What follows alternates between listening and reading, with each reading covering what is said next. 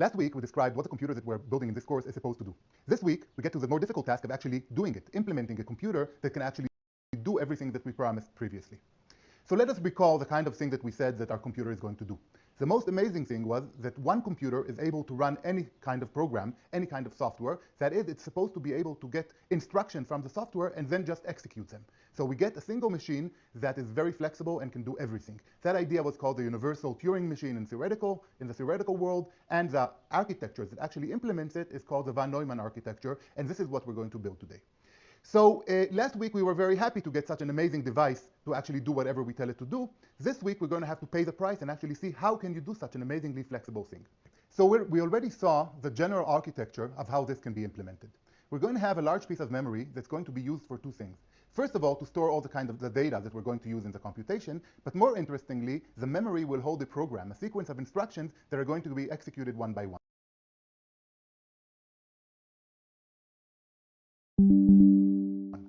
Beyond that, we're going to have the central processing unit, which actually carries out these instructions and runs them and controls everything.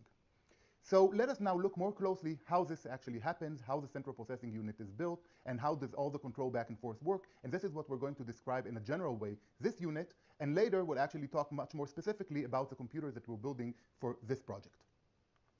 So generally speaking, our CPU is going to be composed of two main ingredients, two main components. One of them is what you often call the arithmetic logic unit. It's actually a piece of hardware that actually is able to add numbers, subtract numbers, maybe do logical operations, and so on. The second element is there are going to be a bunch of registers, a bunch of places where we can store data that we're going to use for the rest of the computation. So this is going to be basically the core of the elements that the CPU is built of. The memory itself, as we said, has two parts, the part that stores the program and the part that stores the data. To try to understand how all these things work together, it's best to actually consider the flow of data, what kind of information needs to pass within the computers from side to side. And this is what we're going to actually now try to do, try to describe the various pieces of information that go from side to side in this computer and how we control them. So basically, there are, I would say, three types of information that usually pass throughout the system. And one of them is the data. When we have numbers that need to be added, of course, the numbers needs to be moved from one place to another, from the data memory to the registers to the actually arithmetic logic unit that's going to do something with them and back. The second type of information that we need to control is what's called addresses. What instruction are we actually executing now? What piece of data within the memory do we need to access now? These are in addresses. And of course,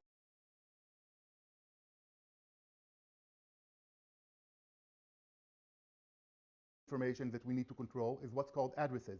What instruction are we actually executing now? What piece of data within the memory do we need to access now? These are in addresses. And of course, there's going to need to be a big bunch of wires that actually do all the control, that actually tell each part of the system what to do at this particular point, and this is called the control. The logic unit is going to do something with them and back. The second type of information that we need to control is what's called addresses. What instruction are we actually executing now? What piece of data within the memory do we need to access now? These are in addresses. And of course, there's going to need to be a big bunch of wires that actually do all the control, that actually tell each part of the system what to do at this particular point, and this is called the control. Sometimes, all these three pieces of each one of these pieces of information is actually going to be implemented by wires, by a set of wires, sometimes called a bus. So we're going to have in a typical computer, we're going to have a data bus, an address bus, and sometimes the control bits are called the control bus, sometimes they're just called control wires. So let's look at the different pieces that we have in our computer and see exactly what kind of information they get and emit. Let us start with the arithmetic logic unit. This is conceptually the simplest and clearest part of the CPU of our computer. It basically needs to be able to accept numbers and add them, subtract them, do some logical operations on them. So it's very the CPU of our computer. It basically needs to be able to accept numbers and add them, subtract them, do some logical operations on them. So it's very simple. We simply need to have some information from the data bus connect into the ALU, and then feed the output of the ALU back into the data bus. That's going to be, and from there, of course, it's going to have to go to other places that also connect to the data bus, like the memory or the registers. There is one other type of piece of information that the ALU will need to be connected to. This is the control bus. On one hand, of course, the ALU needs to know what kind of operation it does it every time, so it has to re-get information from the control bus, specifying the type of operations that it does. And on the other hand, according to the results of the arithmetic or logical operations that it does, it's going to be able to tell the other parts of the system what to do. For example, if it sees that a certain number is greater than 0, that can control the jump in the next instruction, what the next instruction will be. This control will happen through the control bits. So we're going to also have to take some information from the ALU and feed it back to control the rest of the system.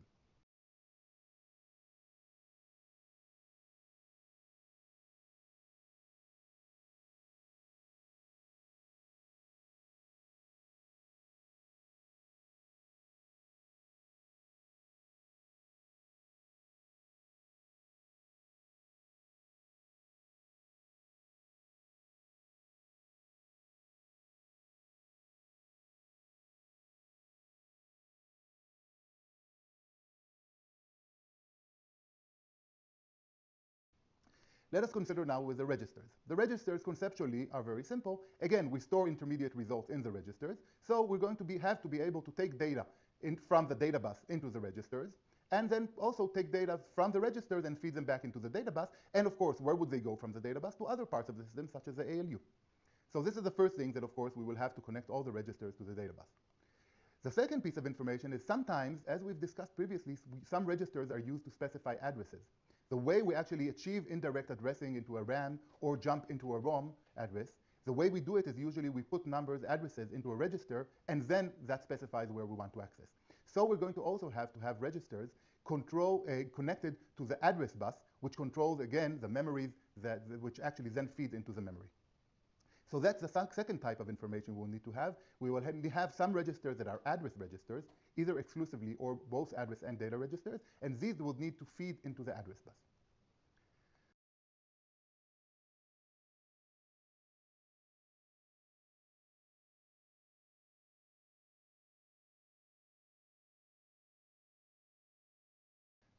The last piece that we need to talk about is the memory. So on one hand, the memory we always need to specify what address of the memory are we going to be working with.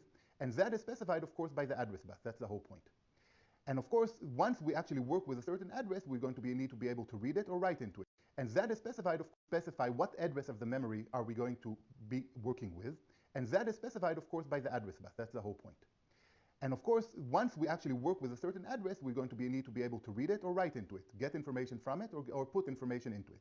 So of course, the data, the input and the output of the memory unit will have to be connected to the data bus.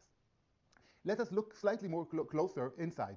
There are two pieces to the memory. There is a data memory and there is a program memory. Let's talk a little bit about each part of these. Looking at the data memory, it's going to need to get an address of a data piece that needs to be operated upon. And of course, then very simply, we need to write and read into it. Looking at the other part, which is the program memory, we're going to need to put the address of the next program instruction into the program memory, because this is where we're taking our program instructions.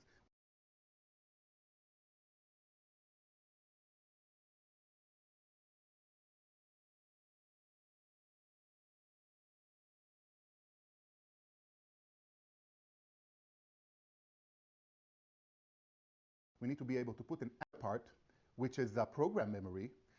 We're going to need to put the address of the next program instruction into the program memory, because this is where we're taking our program instructions. We need to be able to put an address into the program memory at the whole point. And of course, once we actually work with a certain address, we're going to need to be able to read it or write into it, get information from it or put information into it. So of course, the data, the input and the output of the memory unit will have to be connected to the data bus. Let us look slightly more closer inside. There are two pieces to the memory. There is a data memory and there is a program memory. Let's talk a little bit about each part of these. Looking at the data memory, it's going to need to get an address of a data piece that needs to be operated upon. And of course, then very simply, we need to write and read into it. Looking at the other part, which is the program memory, we're going to need to put the address of the next program instruction into the program memory, because this is where we're taking our program instructions. We need to be able to put an address into the program memory address and then get the instruction from there. Now, the instructions that we get from the program memory both may have data in it. For example, it may have numbers that we need to add and so on. But also, it's an important thing is the program actually tells the rest of the program instruction tell the rest of the system what to do. So we need to be able to actually take information from the next instruction from the data output of the program memory and feed it into the control bus. So that's another important piece of information that we need another important connection that we need to have inside the computer. So far we talked about all the different pieces inside all the different components that a computer is going to be composed of, and how they're connected to each other versus in the sense of which information moves from where to where. What we're going to do in the next unit is actually look more closely at the innermost loop, at the basic thing that our hardware is supposed to do, that is take an instruction from the memory, from the program memory, and actually execute it using the rest of the system as appropriate. That is called the fetch execute cycle and will be the content of the next unit.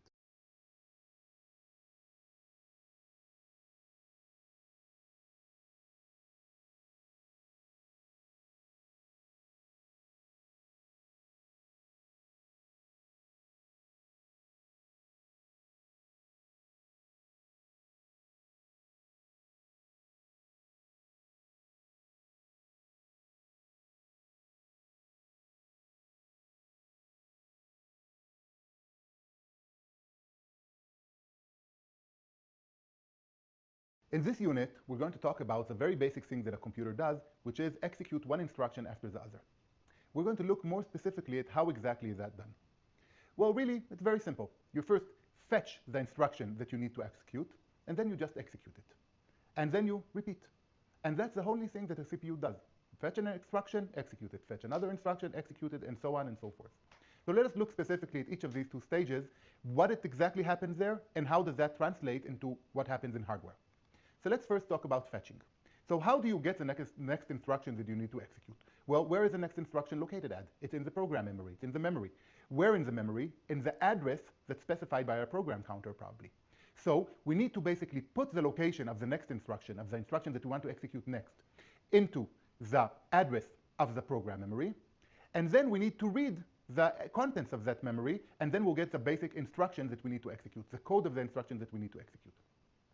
The next instruction will usually just be the one after the one that we just did in the previous step. That is, if we now finished instruction number 8, usually the next instruction will be instruction number 9. Sometimes we already know that we jump and we're going to want to execute a different instruction. So how do we actually go about putting the address of the next instruction into the address input of the program memory? Well, we're going to have to put it somewhere, and that's going to be into some counter, into some register, and that is usually called the program counter. So basically, the hardware that executes the fetch, if you wish, part of the cycle is the following. There is a program counter. When we need to jump into a new location, or we need to just increase and go to the next instruction, we need to manipulate the program counter so it will have the address of the next instruction. The output of the program counter feeds into the address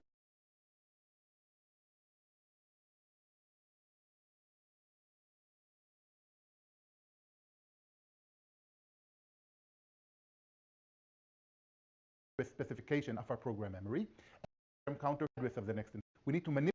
When we need to jump into a new location, or we need to just increase and go to the next instruction, we need to manipulate the program counter so it will have the address of the next instruction.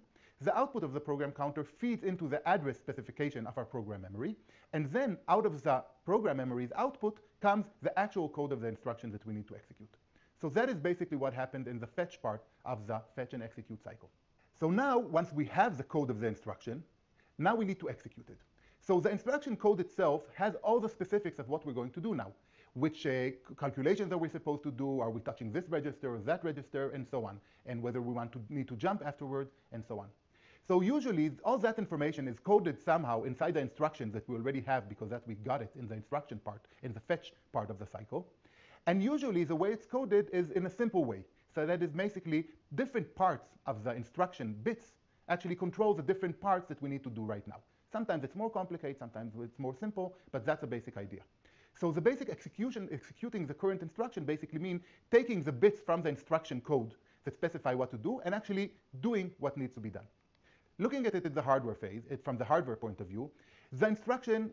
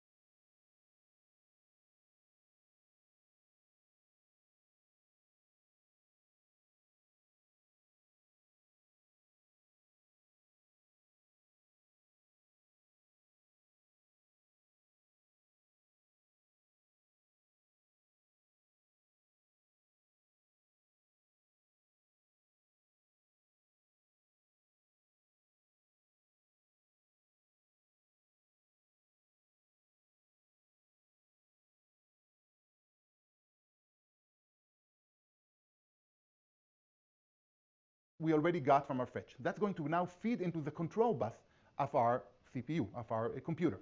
And that control bus basically controls everything. It tells the ALU what instruction to compute. To add numbers basically controls everything. It tells us from our fetch. That's going to looking at instruction basically mean taking the bits from the instruction code that specify what to do and actually doing what needs to be done.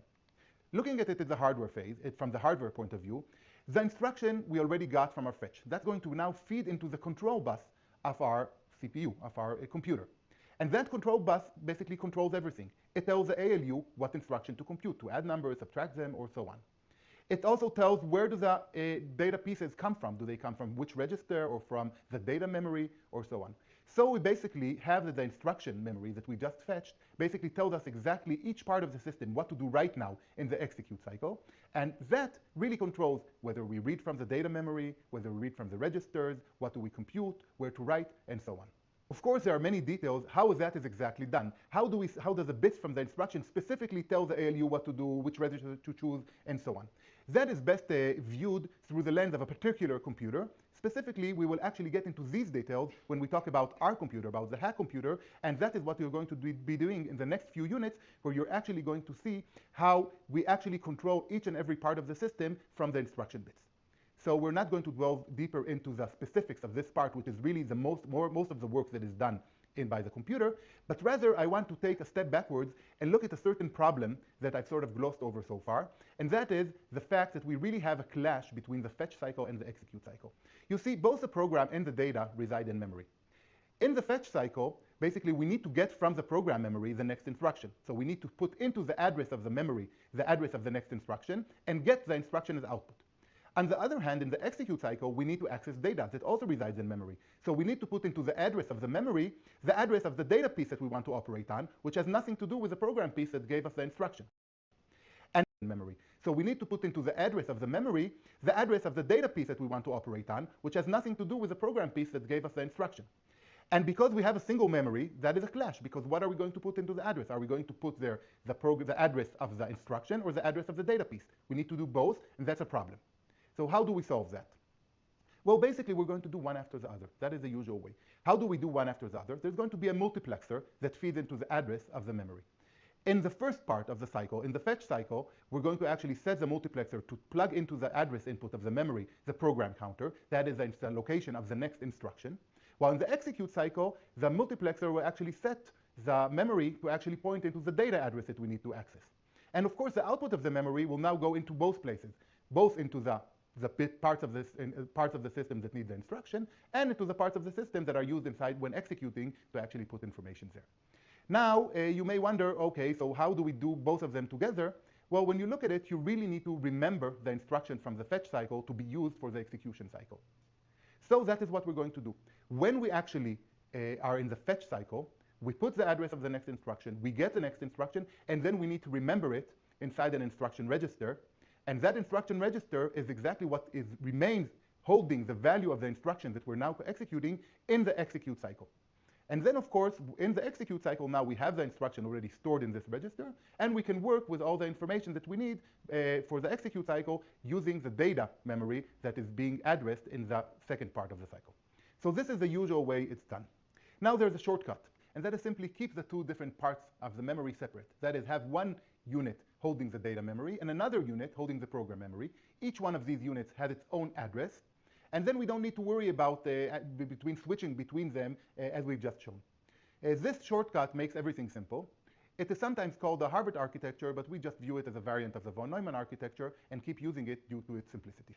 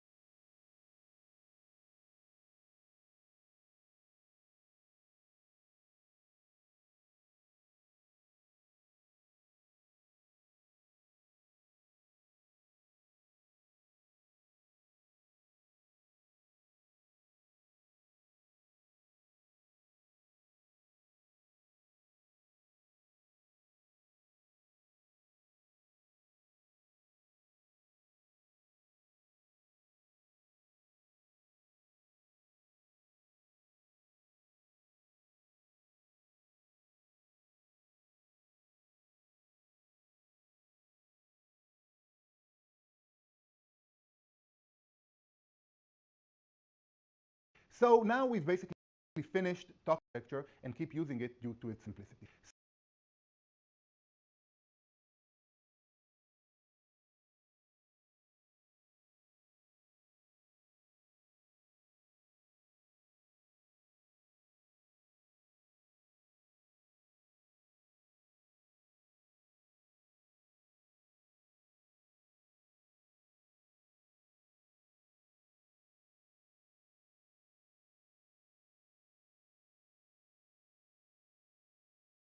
So now we've basically finished talking about the general architecture of computers, how in general you actually construct a computer.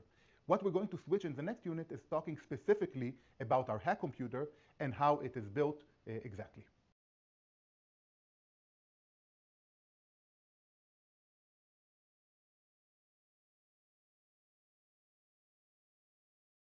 The central processing unit, also called the CPU, is the centerpiece of every computer hardware architecture. It is the hub of computation, if you will, because this is where all the calculations of the machine take place. And it is also the seat of control. This is where decisions are made about which instruction should be fetched and executed next. In this unit, we're going to talk about the Hack CPU, the specification of the CPU, and how we actually are going to build it. Now, as usual, it always pays off to start with the abstraction. So we can think about the Hex CPU as some sort of a black box magic that performs two truly remarkable things. First of all, well, it's a 16-bit processor like the entire computer. And the first thing that it can do is, given a certain instruction written in the Hack language, it will execute this instruction. Now, this is something which, in my opinion, is truly remarkable and dramatic. Because up until this point, when we wrote programs, the programs existed on a piece of paper. They were completely static. They were simply a bunch of symbols that describe some fantasy of the programmer who wants to actually make something happen. But now we can actually take these programs and put it into a machine that turns them into reality. The programs become music that you can listen to, or video clips that you can watch, or some airline reservation system, or whatever. So the CPU is this very unique and special agent that takes this program specification and turns it into a reality.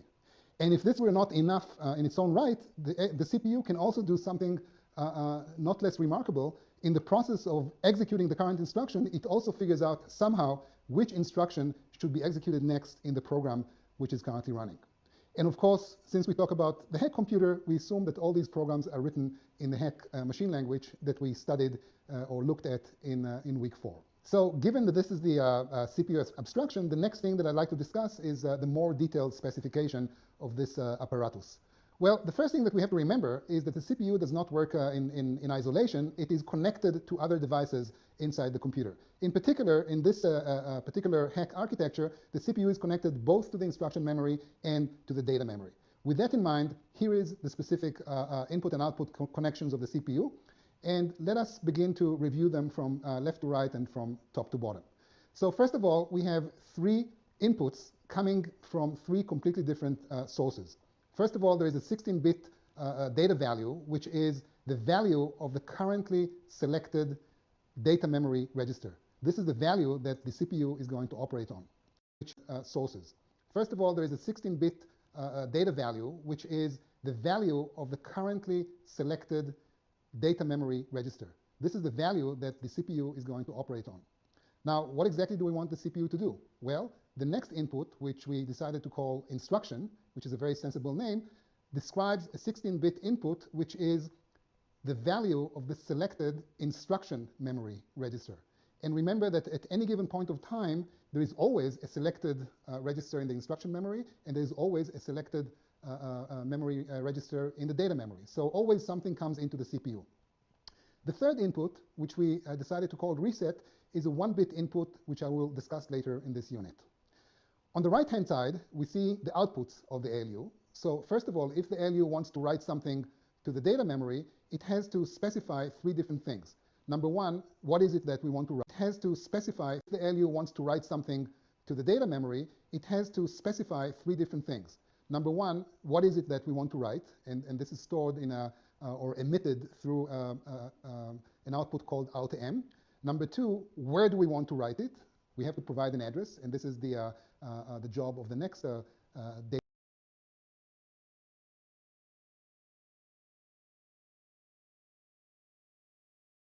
output. And the third output is a load bit that enables the data memory for write operations. So these are the three data outputs, if you will, of the CPU. In addition, there is one extremely important output, which we decided to call PC for reasons that will become clear in a few minutes. And this output holds, by some sort of magic, the address of the next instruction that has to be fetched and executed in the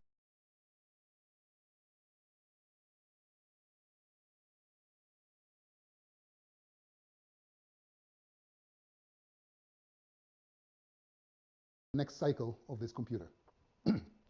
So how do we implement this magic? How do we make all these good things actually happen? Well, here is one way of doing it. This is our proposed implementation of the functionality that we just described. It is not the only way to build a CPU, but this is a pretty good one because it's very elegant and simple and relatively easy to do.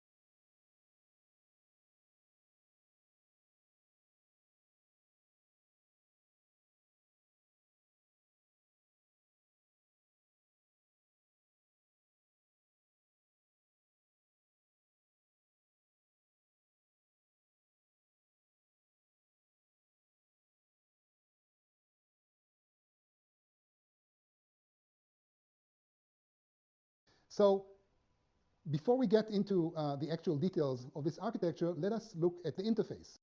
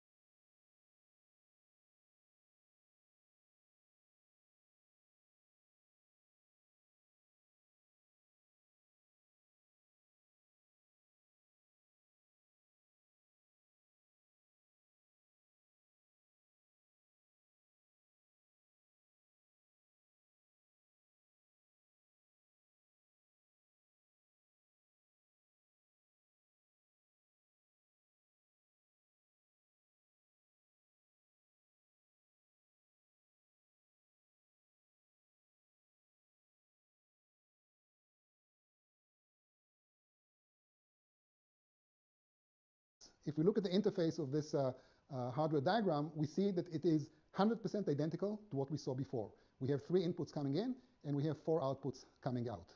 And given that we made this observation, we can now delve into the details of the actual architecture.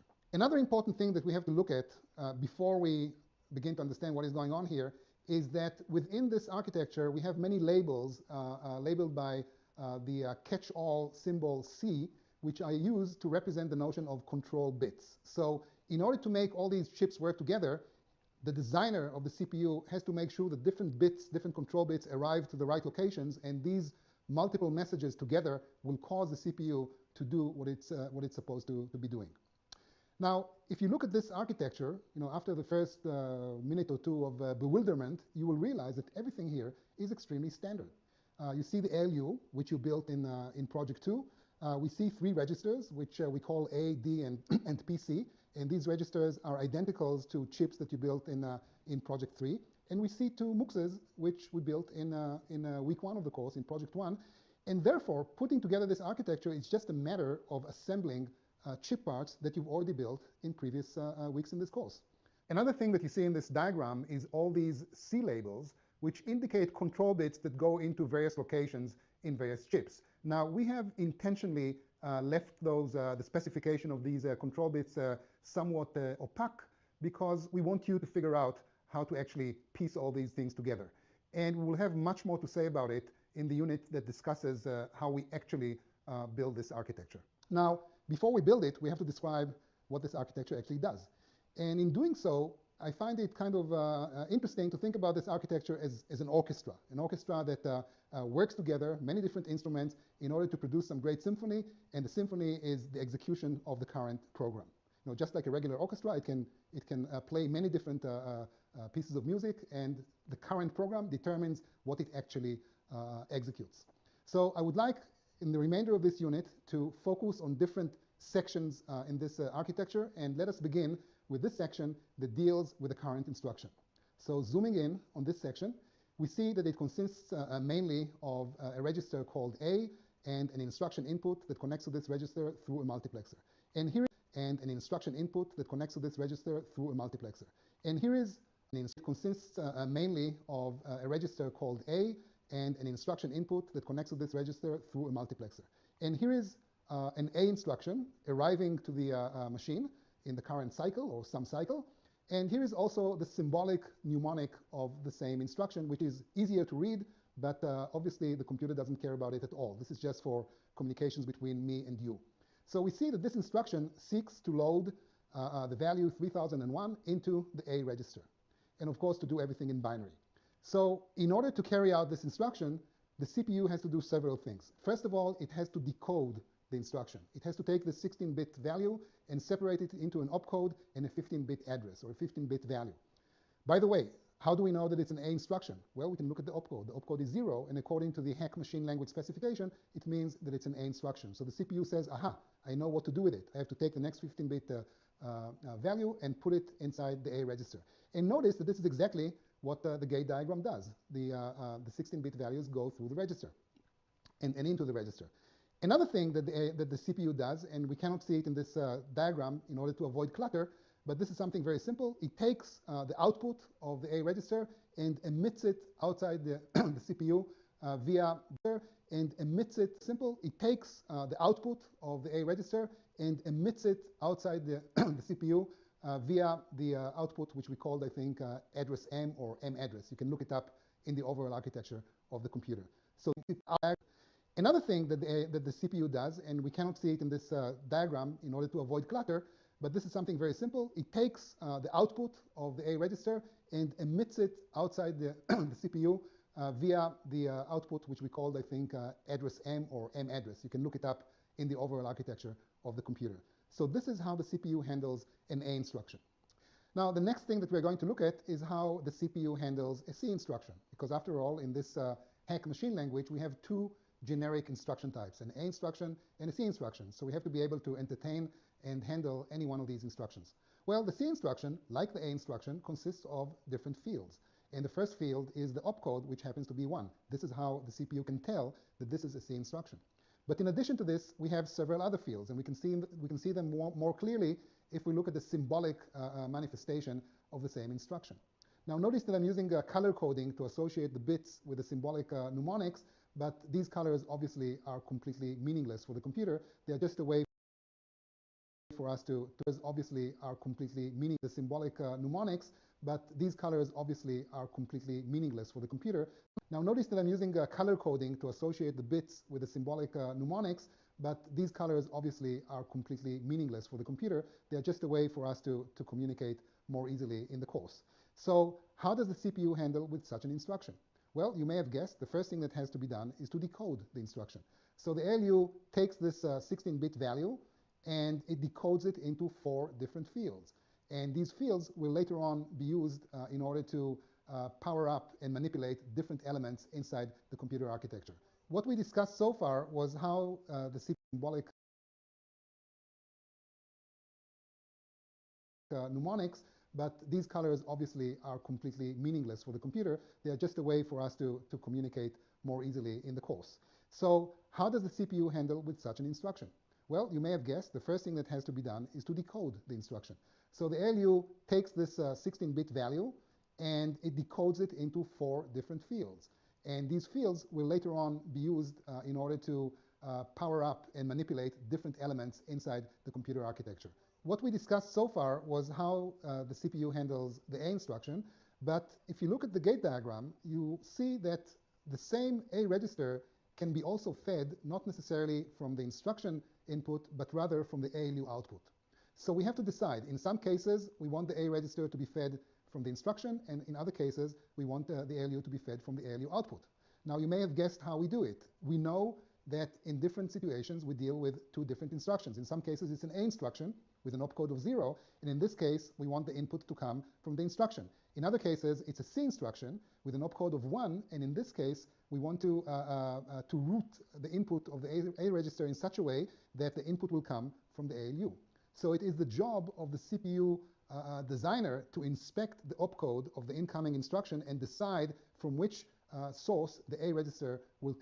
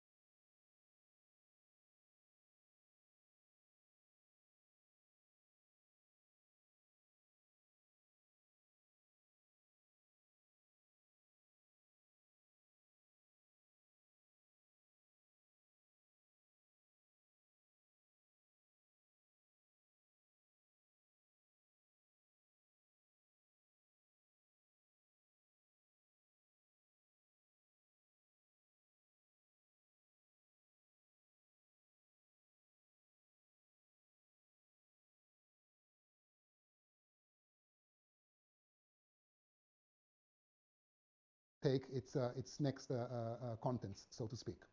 All right, so this is roughly how the CPU handles incoming instructions. And let's go back to the overall architecture and focus on the next section that I'd like to discuss, which is the operation of the ALU, which is by far the most complex part of this architecture. All right, now we see here this segment that deals with the ALU. All right, complex, the operation of the ALU, which is by far the most complex part of this architecture. All right, now we see here this segment that deals with the ALU, and we see a C instruction coming in instead of the A instruction that we saw before. And let us remember that the C instruction consists of different fields of bits, each one of which means something else. And another thing that we have to remember is that the ALU is a combinational chip. It always computes something. There's always some inputs coming in, and there's always some output coming out.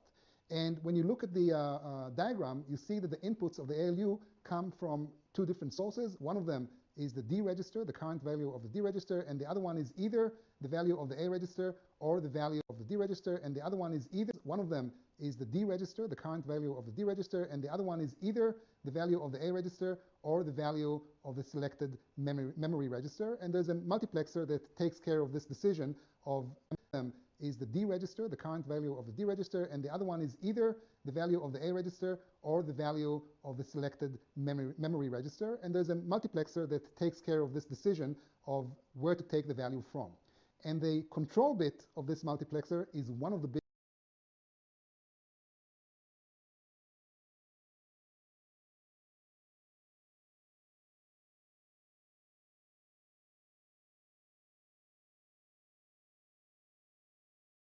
in the instruction.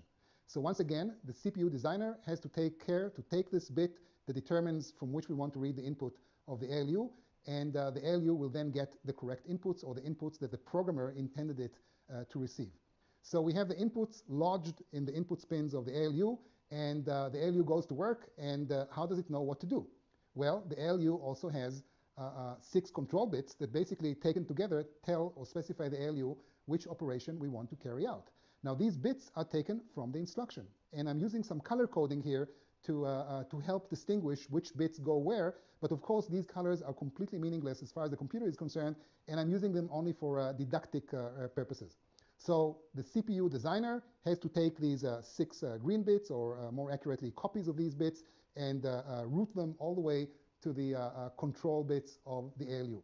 So now that we have all this information, we have the input data, we have the operation that we have to carry out, we can the ALU can actually compute something, and out comes the ALU output.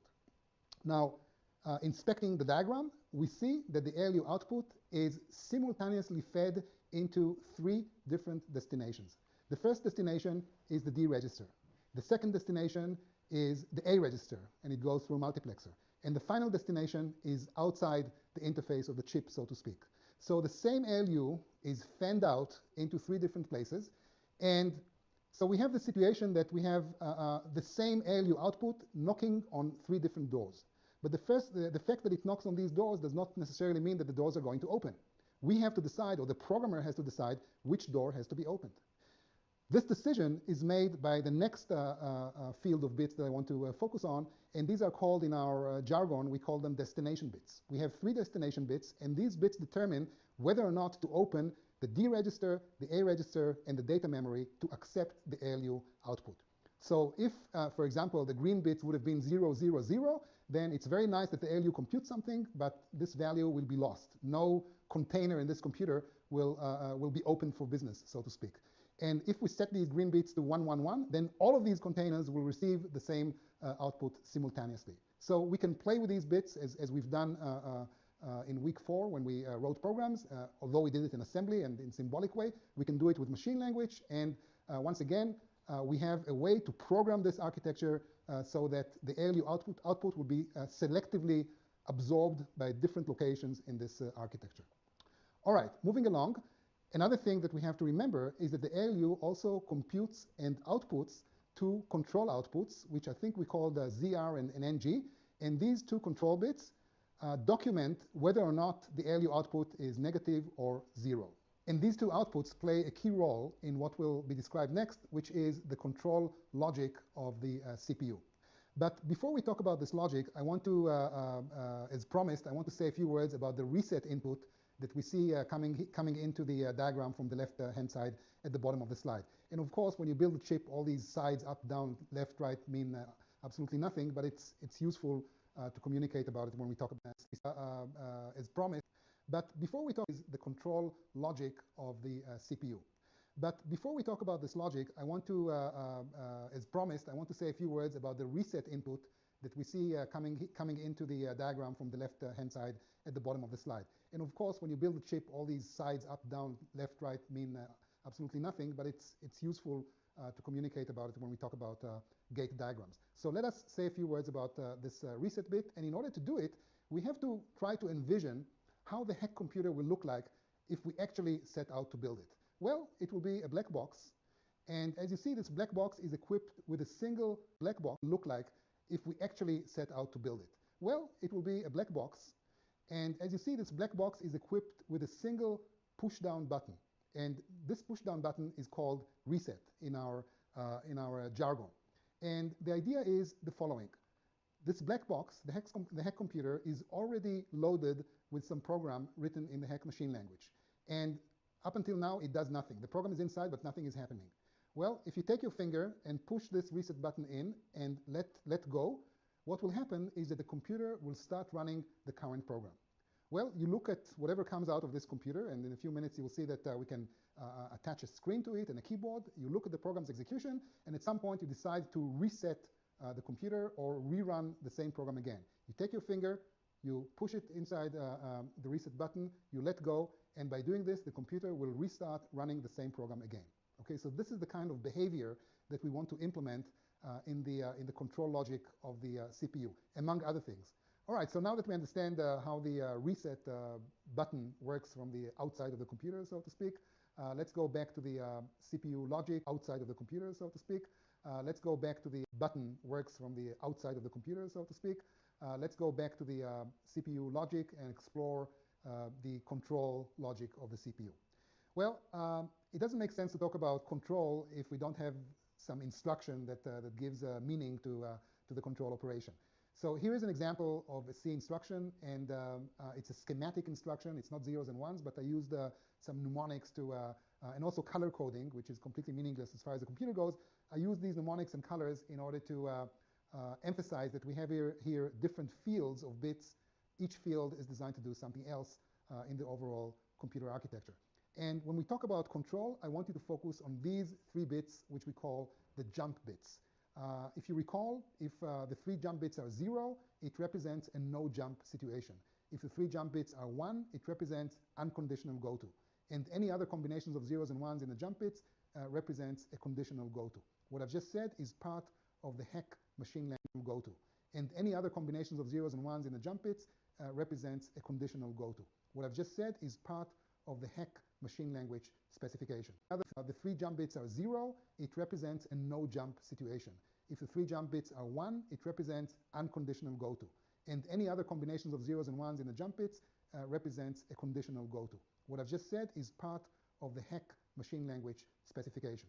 And now it's the job of the CPU to turn this specification into reality, to realize this abstraction. So how do we do it?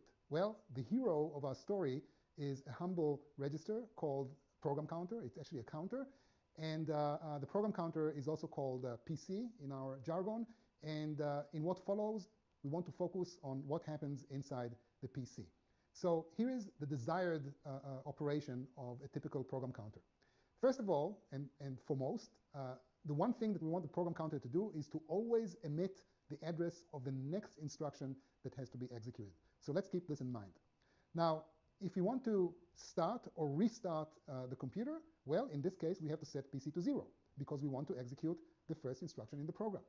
So PC equals 0 makes a lot of sense.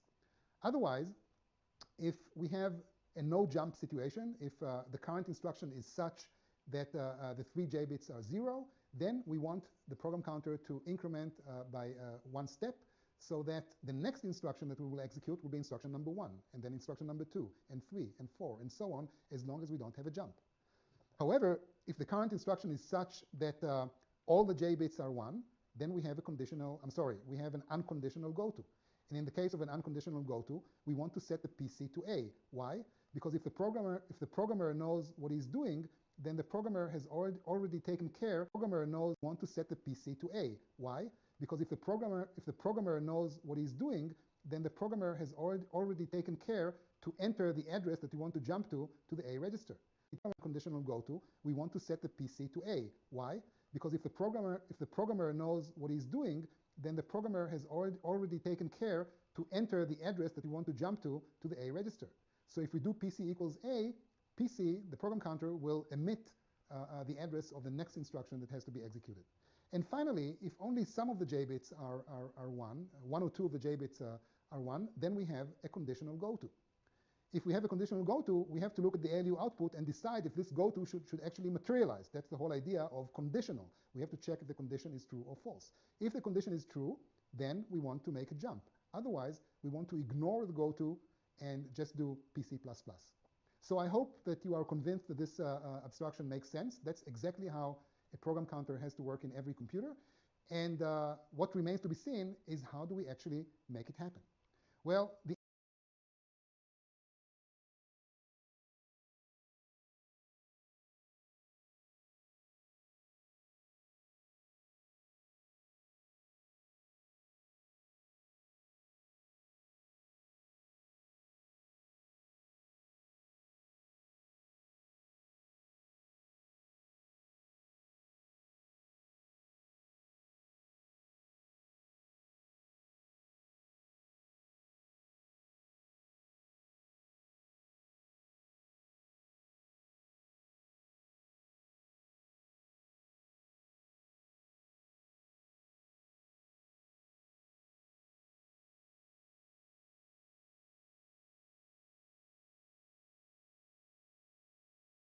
The answer is already on the screen here in front of you. The logic architecture is such that the PC will do exactly what we want it to do. And let us convince ourselves that this is indeed the case. Well, let's look at the reset input. And remember that in order to start the computer, in order to cause the computer to start executing the current program, we push the reset button in and we let go. So if if the register is 1, we want to set PC to 0. Otherwise, we have to look at the current instruction. And the current instruction may or may not have jump bits. If the jump bits are, well, given any combination of jump bits, all the way from 000 to 111 and all the possible 8 combinations of three jump bits, given every one of these combinations, we have to look at the jump bits and simultaneously look at the ALU output and decide if we really want to carry out the jump. So in the slide, I described this decision as a function, this F function, which I made up, completely meaningless in the computer architecture. But I'm using this symbol F to try to say that we look at these two different pieces of data together, we combine somehow this information, and we make a decision. Do we want to jump or not? I store the result of this decision in the symbol load. And if you look at the diagram, you see that this load is actually the load bit of the program counter. So if load ends up being 1, yes, we want to jump. So we do PC equals A. PC equals the current value of the A register, which contains the address to which we want to jump. Otherwise, we do PC++. At the end of all this operation, and when all the dust clears, what we'll get is that the PC always emits the address of the next instruction that has to be fetched and executed. This pretty much wraps up the description of the CPU implementation, and the only thing that remains to do is to actually build it. But before we set out to build it, we have to remember that all this complexity is just one element in the overall computer architecture. That said, it is by far the most complex and interesting element in the architecture, and we are going to build it, not now, but after the next unit, because in the next unit we'll describe the overall architecture of the Hack computer, and then we'll get our hands dirty and actually set out to build both the CPU and the entire Hack computer.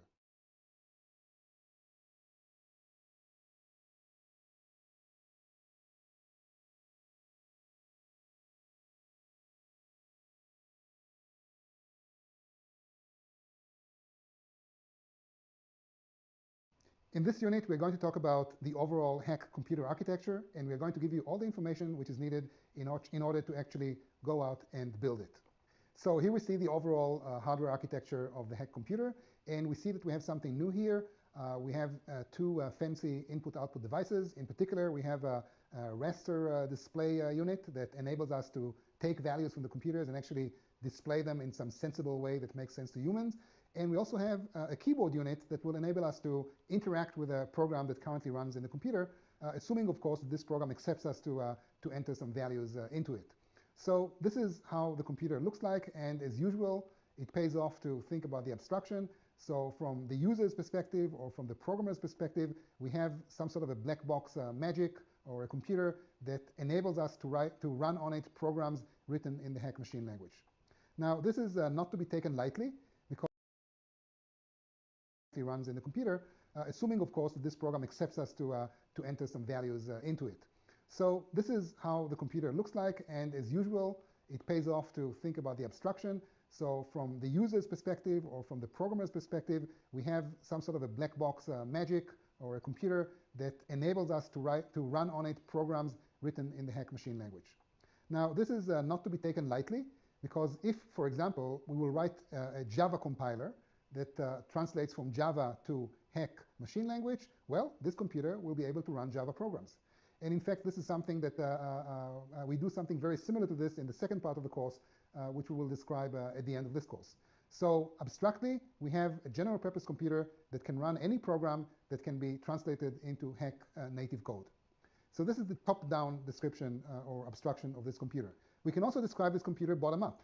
How do we build this computer? Well, it turns out that we can build this computer using some of the chips that we built previously in this course, that actually you built, and all we have to do is put them together in some judicious way, and we'll get an architecture that enables us to realize the abstraction that we just described. So once again, this is the overall architecture, and what we'll do in this unit is focus on every one of these three pieces and describe, first of all, what it does, and second of all, how we can actually build it. Let us start with the CPU, which is the centerpiece of the architecture. And I don't want to talk too much about the CPU because I just spent about 20 minutes talking about it in the previous unit. So I'd like to kind of gloss over what the CPU is supposed to do in the overall hardware architecture. Here is the interface that we've seen in the previous unit, and let us explore this. Here is the interface that we've seen in the overall hardware architecture. Here is the interface that we've seen in the previous unit, and let us explore this interface in the context of three possible hack instructions. How will the CPU, or how does the CPU supposed to deal with these instructions? Well, everything is being done according to hack language specification contract, if you will. So if the instruction mentions the mnemonics D and A, the CPU is going to manipulate the respective D and A registers which reside inside the CPU. If the instruction is an A instruction, well, in this case, the CPU is going to take the data value, the 15-bit so-called X in this instruction, and it is going to put them inside the A register. If the right-hand side of the instruction mentions the mnemonic M, then the CPU expects to see this value or some data value in the in-M input of the CPU interface. That is, this input is supposed to contain the value of the currently selected data memory register. And if the instruction's left-hand side contains the mnemonic M as one of the destinations of the operation, and we see it in the last example here in the third instruction in the slide. So if this is the case, then the ALU output should be stored in the main memory. In this case, we discussed it before, we have to provide three different pieces of data: the value that we want to store, the address where we want to store it, and the control bit. So this is done by the CPU in the way that was discussed in the previous unit. Moving along, let's see how the CPU handles jumps. So once again, we have a typical jump situation. The A register already includes the address 100. We assume that this is the case. And now we have a conditional jump. D equals D minus 1. And if the result of this operation or the ALU output is 0, we want to jump. Jump where? To the address that was specified before, to 100. How do we do it? Well, if reset equals 0, which is normally the case when a program is running, reset equals 0 because the user doesn't touch the reset button, then the CPU logic uses the jump bits and the ALU output to decide whether or not there should be a jump. If there is a jump, PC is set to the value of the A register. If there's no jump, PC is incremented. And the updated PC value is emitted by the PC output of the CPU. If reset equals 1, it means that the user wants to reset and rerun the program from the beginning. So in this case, PC is set to 0, and that's the end of the story. So this, in a nutshell, is the contract according to which the CPU is supposed to operate in the overall computer architecture. Moving along, let us discuss the data memory. The data memory, if you recall, is the area in which we store all the data of the program, and here's how we do it. Well, if we think about this data memory from a programmer's perspective, it's convenient to think about it in terms of three different segments, or logical segments, if you will. Addresses 0 up to 16K are used to store the data that the program generates and manipulates. The next 8K of the memory are used to store the screen memory map. If you want to draw something on the screen, you have to manipulate bits in this memory segment. And finally, the last register in the memory is used to reflect or to tell us which key is currently being pressed on the keyboard. Now, once again, this is an abstraction, right? This is how the programmer expects this memory to operate. And now, let us turn to discuss how we actually make it happen. Well, we do it by building the memory from three different sub-chips, if you will, or chip parts, as we call it in our HDL jargon. So the first segment is just a standard RAM chip. The next segment is a special chip called screen. And the last segment is yet another special chip. Is just from three different sub-chips, if you will, or chip parts, as we call it in our HDL jargon. So the first segment is just a standard RAM chip. The next segment is a special chip called screen. And the last segment is yet another special chip, which we call keyboard. And in the next few minutes, I want to say a few words about every one of these chip parts. So let us start with the RAM. The RAM is trivial. We've built it in project 3, I believe. One of the chips that you built was called RAM 16. So we just plug it in, and this gives us the necessary implementation. And notice that the inputs and outputs of the RAM16 are identical to the inputs and outputs of the overall memory chip. So whoever builds this chip has to make sure to take the outside inputs and outputs, so to speak, and connect them and make the connections that will funnel these values into the inner chip parts, into the RAM16K chip part. Moving along, the next segment in the memory, if you recall, is called screen. And before we talk about the implementation of this memory segment, let us remind ourselves what we mean when we say memory map. Now, we discussed it at length when we talked about hack programming, so I'm not going to repeat it. I will just gloss over the main ideas. So we assume that we have a display unit consisting of so many rows and so many columns. It's a black and white display device. We assume that we have an area in the memory that controls this unit, so that when we change bits in this special memory area, the architecture refreshes the screen accordingly. And this refresh happens several times each second. Now, there's also a mapping that tells us how to relate coordinates of pixels on the display unit with specific bits in the memory map. And once again, we discussed this before. You're more than welcome to stop the video and make sure that this mapping makes sense. And this is how the memory map is specified and designed in the context of the Hack computer. So how do we implement it? Well, we use a special built-in screen chip that knows how to automatically, quote unquote, refresh a connected display unit.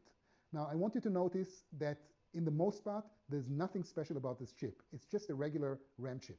However, it has this nice side effect of refreshing a connected display unit. So this is the chip that we are going to use in order to implement the display effect of our computer. Moving along, what about the keyboard? Well, the keyboard is implemented with a single register, a 16-bit register, which we call keyboard. And this register is connected to a standard keyboard, similar to the one that you're currently using. And we discussed it, once again, we discussed it in week 4. How do we handle inputs? Well, if we don't touch the keyboard register is going to emit the value 0, and it's going to contain the value 0. If we don't touch the keyboard register is going to emit the value 0, and it's going to contain the value 0. If we take our finger and touch or press one of these keys, the scan code of this key is going to be stored inside the keyboard register. So for example, if we press K, it turns out that the scan code of K is 107, and 107 is going to appear in binary in this register. So as long as our finger is down, we'll see 110, 1011. Once we take the finger away, it will show 0. Likewise, if we click something else, the number 4, turns out that again called memory map. How do we implement it? Well, once again, we use a special chip which is connected to the keyboard. And as I said before, I want to repeat it now, there's nothing special about this chip. It's a regular register that has a nice side effect. And the side effect is it always reflects what the user is pressing on the keyboard. And most of the time it's 0, because most of the time the keyboard is not used. All right, how do we read the keyboard? Well, we talked about it in week 4. To read the keyboard, we simply probe the output of the keyboard register, right? We see that the keyboard register has an internal state that we don't see in this diagram here, but it also has an output pin, just like any regular register. So we has an internal state that we don't keyboard register, right? We see that the keyboard register has an internal state that we don't see in this diagram here, but it also has an output pin, just like any regular register. So we can read what comes out from the keyboard, and from this information we know which key is currently pressed. But if we use the keyboard in the overall context of the Hack memory, we have to probe the contents of memory register 24 or 24,576, because this happens to be the address of the keyboard interface, or the keyboard memory map within the overall address space of the memory unit. Okay, so we know how to handle and build roughly the CPU. We know how to implement the memory. We are going back to the overall computer architecture, and I've added something little to this architecture, and this is the reset button. I want to remind you that if we actually set out to build this computer, we are going to have a black box with a reset button, And this reset button corresponds in my diagram to this orange reset oval that you see here. I've added and built roughly the CPU. We know how to implement the memory. We're going back to the overall computer architecture. And I've added something little to this architecture, and this is the reset button. I want to remind you that if we actually set out to build this computer, we are going to have a black box with a reset button. And this reset button corresponds in my diagram to this orange reset oval that you see in front of you. And we're going to refer to this reset in the remaining slides in this unit. Okay, so with that in mind, the next thing that we want to implement is the instruction memory of the Hack computer system. And we implement this instruction memory using a chip which we call ROM32K. Let us assume that we have this computer sitting on the table, and next to this computer we have a program written in the Hack machine language. In order to run this program, the first thing that we have to do is somehow load it into the computer, right? So we load it into the computer, and in particular we load it into the ROM32K chip. We press the reset button that we just discussed, and the program will start running. This is the abstraction that we want to implement. Now, I'm sure that many of you are scratching your head and saying, well, how do you actually get a program which resides on a piece of paper or in some text file and put it inside the computer? Well, it turns out that there are several ways to do it. One of them is to use plug-and-play ROM chips. So we burn our code, the machine instruction code, into a RAM chip. We take this RAM chip, we plug it into the computer, we press the reset button, and the computer will start executing this particular program. If we want to run another program, we take this chip out and we plug in another ROM chip that has another program burnt into it. And this is actually quite similar to the way some game consoles operate. You have some cartridges with games that you plug in. You play a certain game. You want to play another game. You plug in another cartridge, and so on. So that's one way to implement it. Another way to implement it is using hardware simulation. And that's what we're going to do in this course. We use a hardware simulator. If we use a hardware simulator, we have the freedom to do many different things. And indeed, we are going to use a built-in ROM chip that actually, once again, there's nothing special about it because it operates very similarly to a RAM chip that you built in Project 3, but it has a nice side effect that it allows you, using simulation, to load programs into it, programs that are residing on regular text files. And let me take a minute and illustrate how this is actually being done in our hardware simulator. Welcome to the Hack Cpu Emulator. The CPU emulator is a Java program that gives you a visual rendition of what is happening inside the Hack computer when a program is being executed. And indeed, if you look around, you will see all sorts of familiar elements from the Hack platform. On the left-hand side, we see the instruction memory, and right next to it, the data memory. And below, we see the current value of the A register here, and the current value of the D register there. And there's also a visual rendition of the ALU operation. Another control of interest is this one, which shows you the current value of the so-called program counter. The program counter is a register that contains the address of the instruction that will be executed next in the program which is currently loaded into the instruction memory. Now, right now, we have no program in the instruction memory, so let's go ahead and load one. So I click this control here, and I have this folder called Program Examples, so I'm going to select it. And inside Program Examples, there are all sorts of Hack programs. I'm going to select the first one, Add To, and click the Load ROM button. And I see that now the instruction memory contains what seems to be a sequence of Hack machine instructions written in assembly. I'm sorry, written in assembly language. Now, if I want, I can look at these instructions in binary format, and yet, as we argued before, it's much easier to think about the program and display it and understand it when it's visualized using these assembly commands. Now, according to the rules of the game, or more precisely, according to the rules of this program, in order to run it, we first have to enter some numbers into the RAM. So let's see, I'm going to enter, let's say, 12 here and 7 there. These are completely arbitrary values, and hopefully the program will end up summing up these two values and putting the result in RAM 2. So to check that this is actually the case, I can begin running the program, and I do it by using this visual metaphor here of an advanced sort of VCR control. So let's advance and execute the first instruction. Well, nothing dramatic happened. Let us execute the next instruction, and I see that the D register became 12. So we managed to load the contents of RAM 0 into the D register. Moving along, I now execute the next instruction, which was at 1, and indeed I see that the value of the A register is now 1. Let's do the first instruction, D equals D plus M, and indeed we see that the current value of D became 19, which is 12 plus 7. And finally, we execute at 2, which selects this register here in the RAM, register number 2. I see it here as well. And finally, M equals D, and indeed we see it.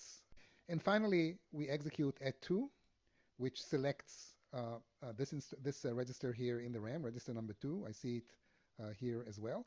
And finally, M equals D, and indeed we see that RAM 2 became 19. So lo and behold, it looks like the program is actually working. Now notice that the program counter is 6, so if I keep on executing commands, I will continue to execute whatever resides here in memory in all these addresses, which is a little bit worrisome, and I will get back to talk about it a little bit later on. All right, now let us suppose that we want to rerun this program from scratch. So what we can do is rewind the program, so to speak. Now there is no rewind in computers, but this visual metaphor here indicates that the program counter has been set to 0.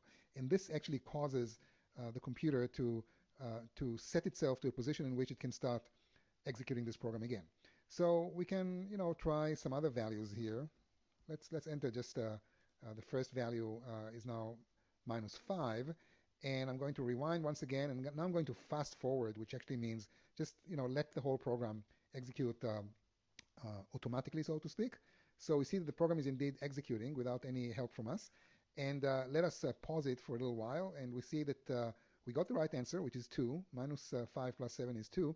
And if we continue to execute it, the computer will kind of spin its wheels, so to speak, and will execute all these null instructions. And indeed, we see that nothing is actually happening, but the program is kind of out of control.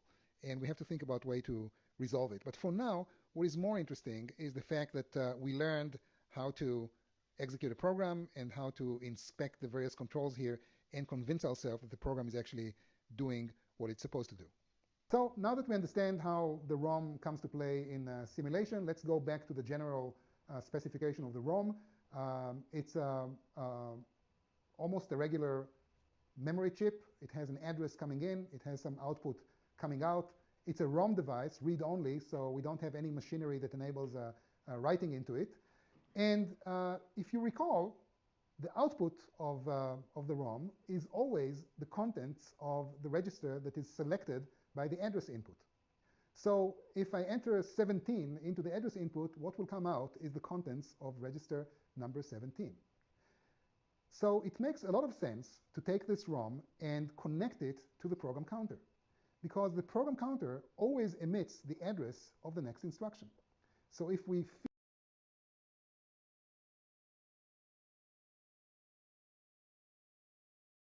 feed this address into the ROM, we are guaranteed that the ROM will always emit a 16-bit value that we can treat as the current instruction. And if the PC is doing what it's supposed to do, then in every cycle, the PC will provide the address of the next instruction that we want to execute. And this is after taking into consideration all the go-tos and the conditional go-tos and so on.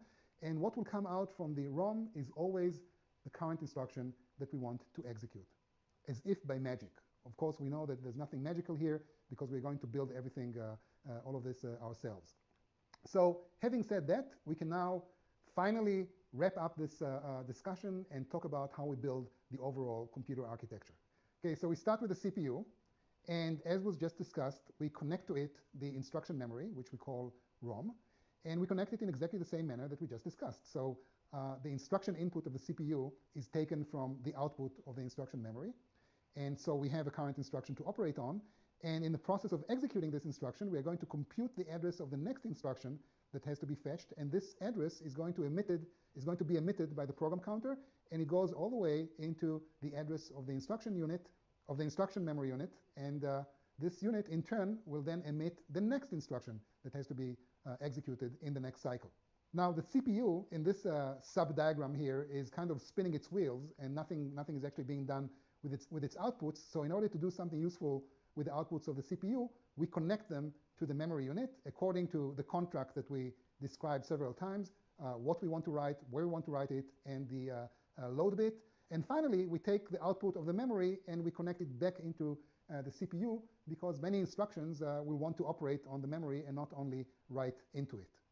And this is all. This is our computer architecture. All we have to add now is the overall interface of the architecture and the output and input units. And we see that the only thing that the user of this computer sees when he works with this computer is the display unit, the keyboard, and the reset button.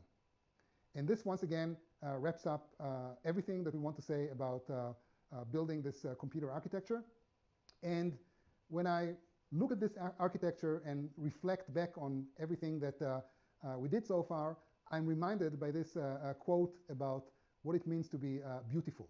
We ascribe beauty to that which is simple, which has no superfluous parts, which exactly answers its end, which stands related to all things, which is the mean of many extremes. This was said 120 years ago by Ralph Waldo Emerson. I hope that you too agree with me that the Hack computer is beautiful according to this standard.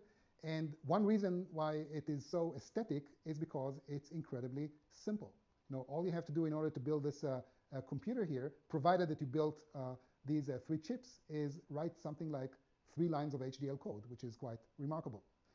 And so this exactly is what we're going to do in the next unit. Now that we described the overall architecture, we will show you how to actually build these 3 chips, put them together, and have a Hack computer that you can actually use to run every program that comes to your mind.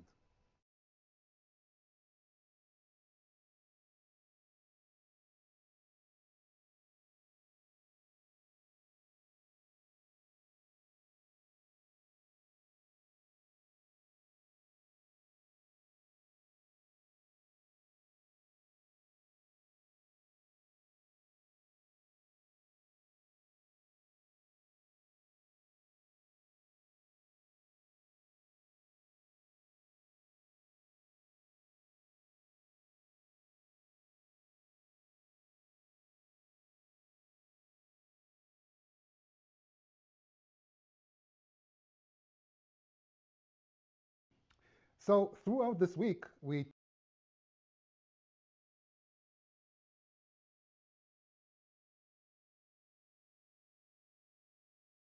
talked about the computer architecture and how the various chips are synthesized into a single overall architecture. And in Project 5, you actually have to build this architecture and test it using. So throughout this week, we talked about the computer architecture and how the various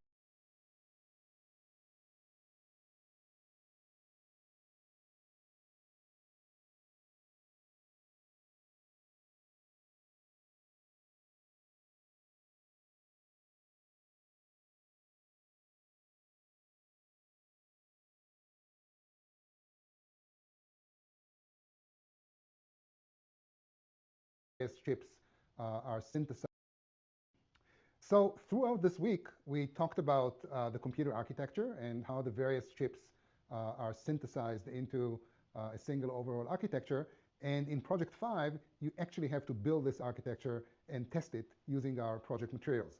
So the purpose of this unit is to give you all sorts of tips and advice on how to do it. Well, before we get started, I want to begin with some overall broad overview of what we have done so far, or what we are doing in the course in general. Well, we're building a computer, and the computer is implemented as a very high-level chip. And this chip makes use of 2 main components, a CPU and a memory unit. The memory, in turn, consists of several RAM units, which are pieced together. And every one of these RAM units is basically a collection of many registers. The CPU also includes several registers. If you recall, the D register, the A register. It also includes a program counter and, of course, the ALU that we built in Project 2. We can continue to resolve these chip parts into simpler or more basic chip parts. For example, the program counter makes use of a register and an adder, and the ALU also makes use of another instance of an adder chip.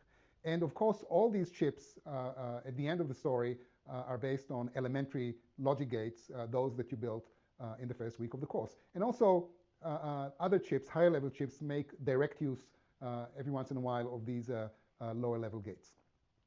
Now, if we look at what I've just described bottom up, then in project 1, we built the elementary logic gates. In project 2, we built a family of adders that led up to the ALU.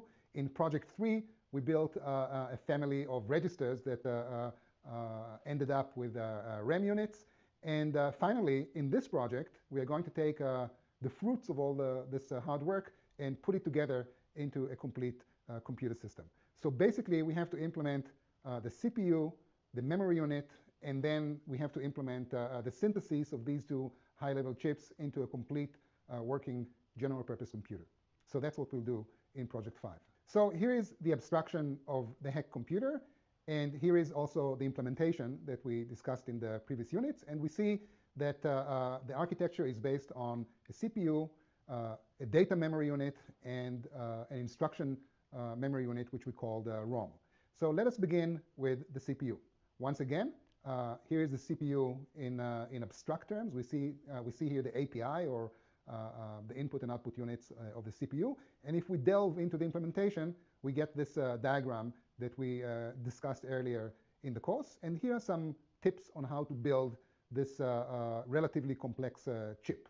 Well, first of all, if you look carefully, you will see that all the chip parts here are chips that we've built before in previous projects. So it's just a matter of taking these chips off the shelf, so to speak, and piecing them together in some clever way.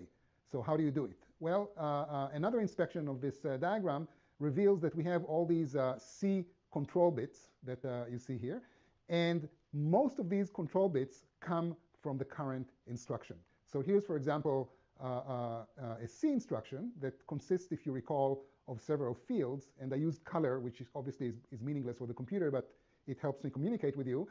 So we see an instruction coming in, and your job as the designer of this chip is to unpack these control bits and send them or route them using HDL to their correct destinations in the various chip parts that make the overall architecture. So if you do this carefully, if you figure out which control bit has to go where, you will basically glue all these parts together in a logical way. And at the end of this synthesis, you will get an overall CPU architecture. Now, actually, I really glossed over quite a few details, because it's not just a matter of taking these control bits and sending them to some destinations. You may have to add some logic that does some processing of some of these control bits in order to achieve the desired effect. And also, bear in mind that there are also some control bits that come out of the ALU. If you look at the diagram, I actually forgot to circle them as well. These control bits also play an important role in the overall architecture. And once again, you have to write some HDL logic that takes these control bits, combines them with some other information that comes from the instruction, and piece them together in a way that achieves the desired effect. Now, we have intentionally, we haven't given you exact instructions on how to do it, and intentionally, we just use this catch-all C label, because we want you to think about it and figure out yourself how to put all these things together.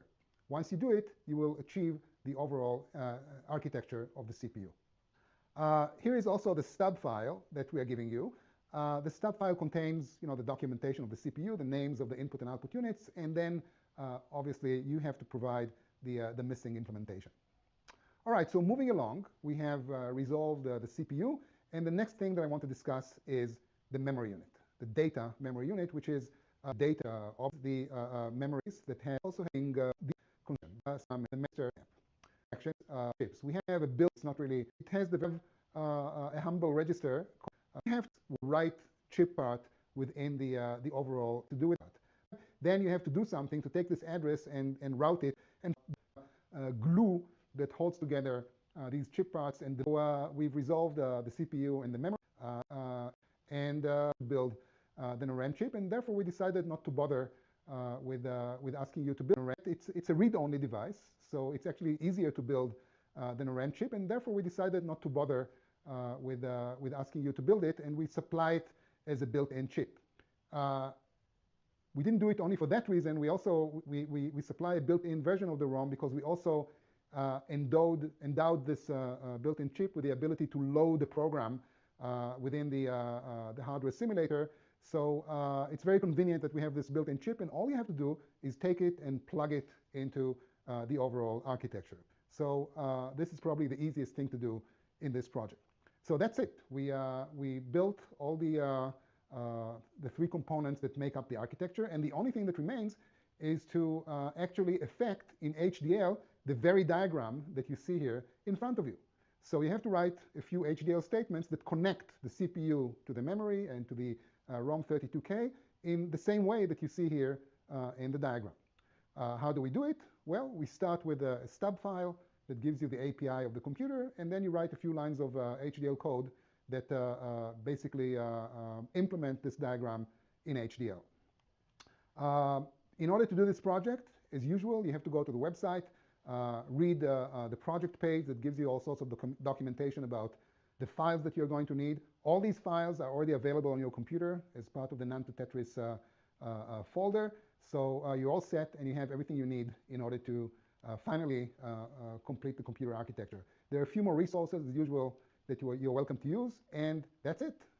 If you do that, you will end up having a running computer, and this will be the end of the hardware part of this course. The next unit, as usual, is perspectives.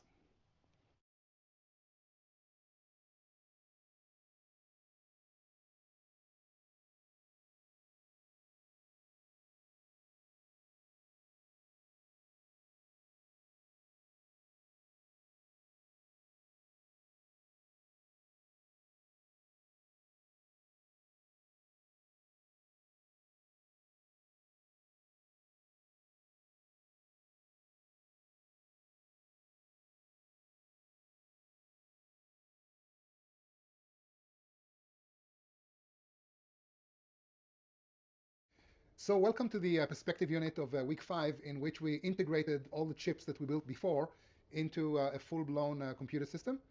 And during this week, we discussed two different computer architectures, the von Neumann architecture and the Harvard architecture. So perhaps we can start the perspective unit by asking you, Noam, to summarize for us the main architectural differences between von Neumann and Harvard.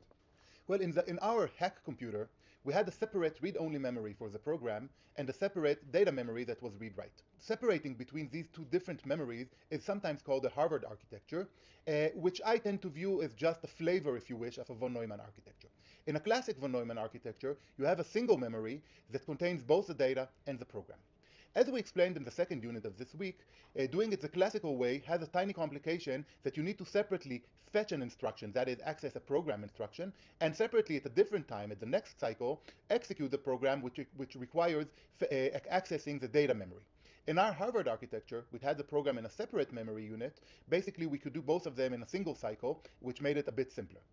Now, this architecture, as is probably very appropriate for sometimes what's called embedded computers, where for a computer that does a single thing that was pre-programmed to it and just put into ROM. A general purpose computer in which you want to keep on changing the programs that you run, you would probably need a full, real von Neumann architecture. Keep on changing the programs that you run, you would probably that was pre-programmed to it and just put into ROM. Very appropriate for sometimes what's called embedded computers, where for a computer that does a single thing that was pre-programmed to it and just put into ROM. A general purpose computer in which you want to keep on changing the programs that you run, you would probably need a full, real von Neumann architecture. The differences are not that big between these two architectures, as we saw in Unit 2 of this week, and we chose to take the simplest one, again, keeping with the simplicity of our whole approach. So Noam, if I understood your explanation, one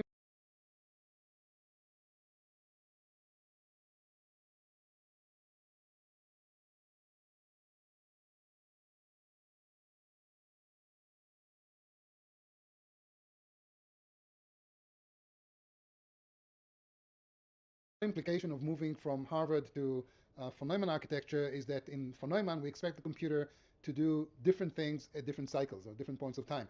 So is there some organized way in computer science to model this, this different behavior of computers? Absolutely. The standard way of doing it is via the formalism of a finite state machine, a specification of the different things that the computer is supposed to do at different time steps and how it's supposed to move from one state into another. Let me demonstrate. Okay, so the idea is that for every possible state that the machine can be in, you have a circle, and you have arrows between the different circles or different states of the machine that tell you from which state do you move to which other state and why. In each state, you can write what are the kind of things that the machine needs to do in that situation. For example, maybe in this state, you want to add 1 to the program counter, and maybe you want a certain address to get a certain value, for example, the value from the memory address, addressed by A. And so on. In every different state, you can write this information in terms of the state. This gives you a very clear picture of what needs to be done in every possible state and what kind of state do you move to after everything that happened. For example, you may move from here to here if the current clock cycle changed, or if the current memory location has value 0, or various other situations that can be found in the hardware, the values of the different hardware logic. So once you specify this in this kind of formalism, in this kind of finite state machine formalism, now we can translate this to the normal registers and combinatorial logic that we already know. The trick would be to simply add another register that is called state, a register that will encode in which one of these cycles are we in. In our situation, we'll need 2 bits to encode 3 possible states. So we'll have here 2 bits. Once we have this state register, now we can write combinatorial logic that basically affects everything that we need. So for example, if the 2 bits, this is just a register, it has 2 bits going in and 2 bits going out, but all the combinatorial logic that we have can also accept the state as part of its input, like it accepts the program counter as part of its input, and so on. Different combinatorial parts of our computer accept various inputs. Now they also have this input, the state. And of course, they can do different things according to the different state, including deciding what the next state is going to be, again, as a function of the current state and all the other hardware signals in the computer. So the way you translate from this formalism, from the finite state machine formalism, to this actual implementation is pretty straightforward and completely technical, if you wish. Once you actually coded everything, it's just like you organized hardware previously. And that's an organized way to design computers that do different things at different times and move between the different times and different states in an organized manner. One question that typically comes up when we teach this part of the course is that the Hack computer can interact with a keyboard and a screen. And the question is, what does it take to connect a computer to more peripheral devices, in addition to a keyboard and a screen? So indeed, real computers have many peripheral units, which are the screen, the keyboard, mouse, microphone, disk, and so on and so forth. And also, this architecture is scalable. We can add more devices as we please. And the question indeed is, how can you possibly do it? Well, just like we did with the screen and the keyboard, we can allocate memory space to represent every one of these peripheral devices. And when we want to write something, for instance, when we want to sound something on the microphone or write something to the disk, we can write into memory certain codes that are later will be translated into physical signals that actually allocate memory space to represent every one of these devices as we please. And the question indeed is, how can you possibly do it? Well, just like we did with the screen and the keyboard, we can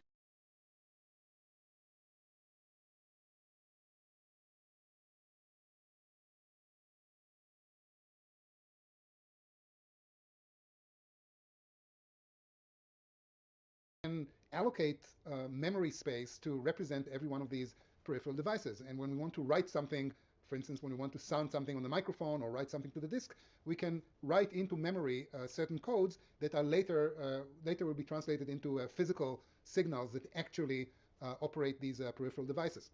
But at some point, when you add several such peripheral devices, the CPU becomes extremely overloaded because the poor CPU has to not only run your program, but also manage all becomes extremely devices. Later will be translated into physical. Just like we did with the screen and the keyboard, we can allocate memory space to represent every one of these peripheral devices. And when we want to write something, for instance, when we want to sound something on the microphone or write something to the disk, we can write into memory certain codes that are later will be translated into physical signals that actually operate these peripheral devices.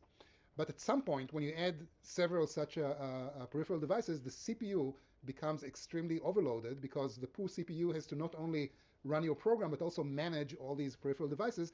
So the typical approach is to offload the CPU from all this headache and use what is known as device controllers. So typically when you add, for example, a disk, the disk will be equipped with a device controller, which is a dedicated hardware which knows how to manage the disk, which knows how to translate operations from what the CPU wants to do to actual movements of the disk and so on.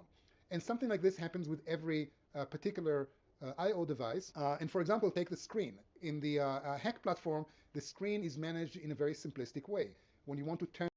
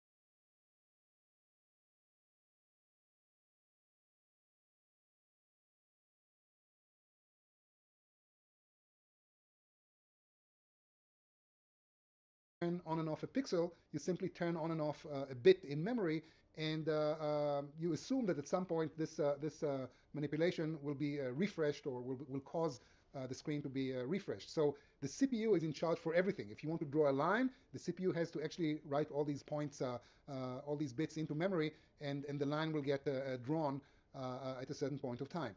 In a real computer, the screen comes equipped with a graphics card or some graphics accelerator, and this is a dedicated computer that can do all sorts of things internally.